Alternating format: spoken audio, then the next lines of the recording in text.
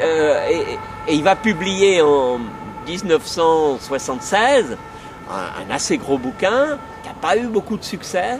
Il a été mal diffusé, qui s'appelle Energy and Economic Myths, l'énergie et les mythes économiques. Ce bouquin n'a pas eu beaucoup de succès, il est relativement peu cité.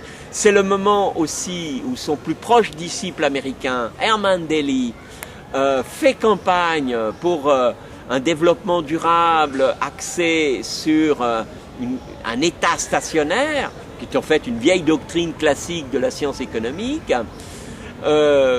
Et Georgescu va dire à son ancien élève, non, tu ne peux pas soutenir l'État stationnaire, c'est des conditions trop restrictives, et l'État stationnaire pendant combien de temps?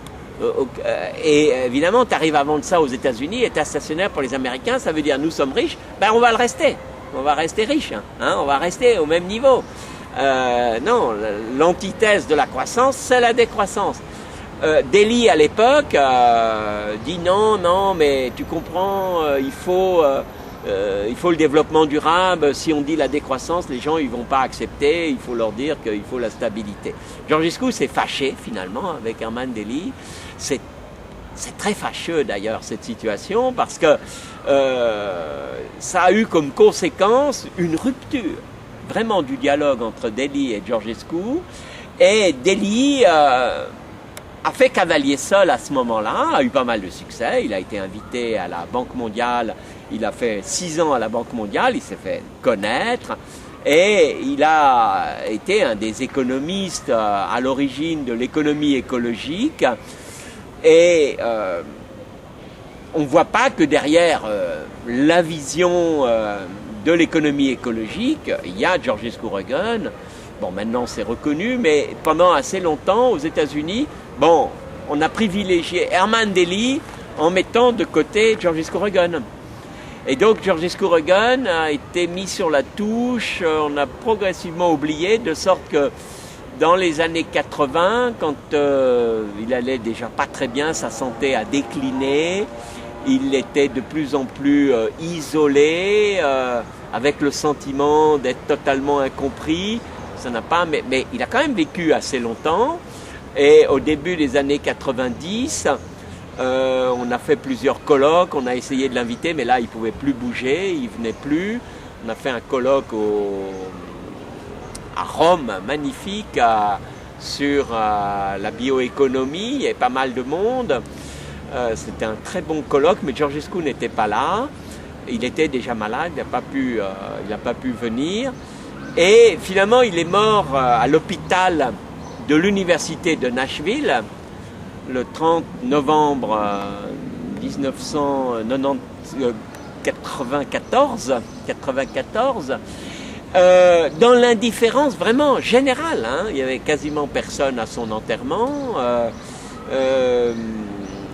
à ses funérailles, disons, parce qu'il n'a pas été enterré justement aux États-Unis, et c'est peut-être anecdotique, mais je trouve ça très symbolique. Il avait demandé que ses cendres soient retournées en Roumanie.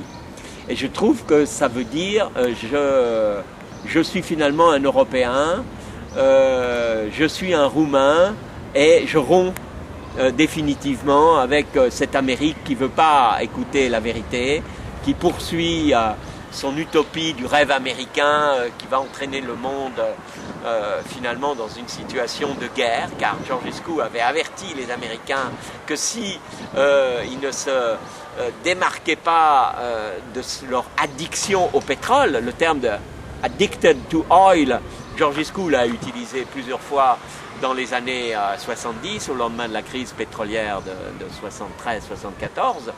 73-74. Georgescu n'a pas cessé d'alerter les Américains. Si vous continuez comme ça, effectivement, vous n'avez pas d'autre solution que de faire la guerre. Georgescu, qui était très non-violent et anti-militariste, qui pensait que le militarisme était une des plaies de l'humanité, a très bien vu la gravité de la situation de pays qui s'enfoncent dans cette dépendance vis-à-vis du pétrole. La situation des États-Unis est très claire.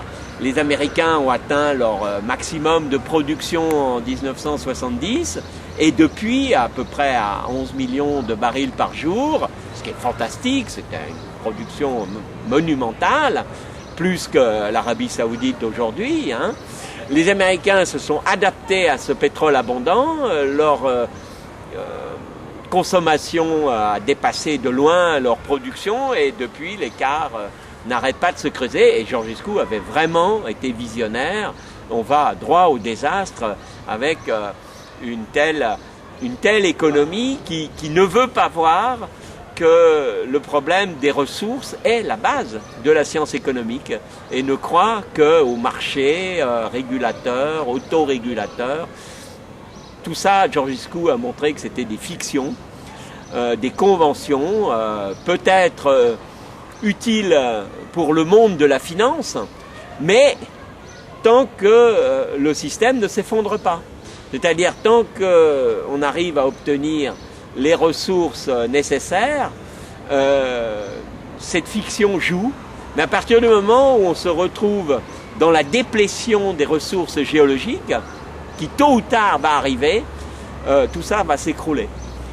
Donc je trouve que Georgescu Reagan est un auteur d'une actualité fantastique aujourd'hui, et j'imagine que petit à petit, les mouvements de la décroissance vont imposer finalement la présence de Georgescu dans les écoles, dans les facultés, alors que leurs professeurs d'économie ne veulent pas en parler.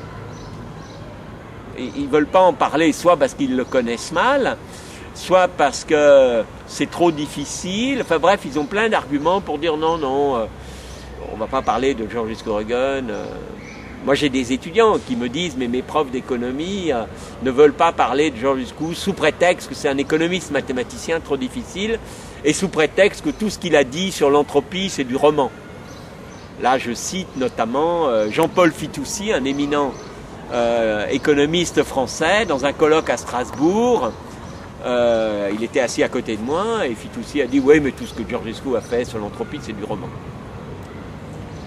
J'ai vivement protesté à l'époque et les actes de ce colloque sur l'héritage scientifique de Georgescu de Strasbourg n'ont jamais paru.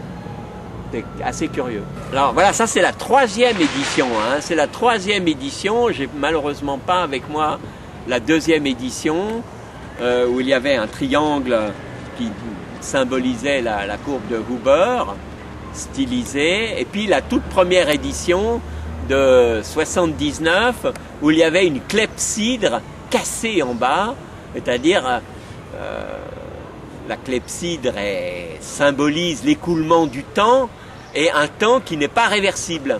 Parce que la clepsydre, en fait, c'est un instrument qui est réversible. Hein. Une fois qu'on a épuisé le dessus, on retourne et on recommence. C'est un garde-temps, hein, une clepsydre. Et Georgescu a bien montré qu'au contraire, on ne peut pas retourner le temps. Donc le concept du temps irréversible, il est au cœur de sa pensée et ça veut dire aussi que tout le développement économique, il est irréversible. Ce que l'Europe et les États-Unis ont fait, d'autres pays ne le referont pas. C'est unique. Et on vit aujourd'hui dans le mythe que la société de consommation qu'on a bâtie en Occident, demain tout le monde y aura accès. C'est un mythe cruel parce que on fait croire aux gens que demain ils seront aussi riches que les Américains. Certains, bien entendu, en Arabie Saoudite, il y a des gens plus riches que les Américains, mais l'ensemble du monde ne va pas rattraper et bien au contraire, on va se retrouver dans des graves difficultés.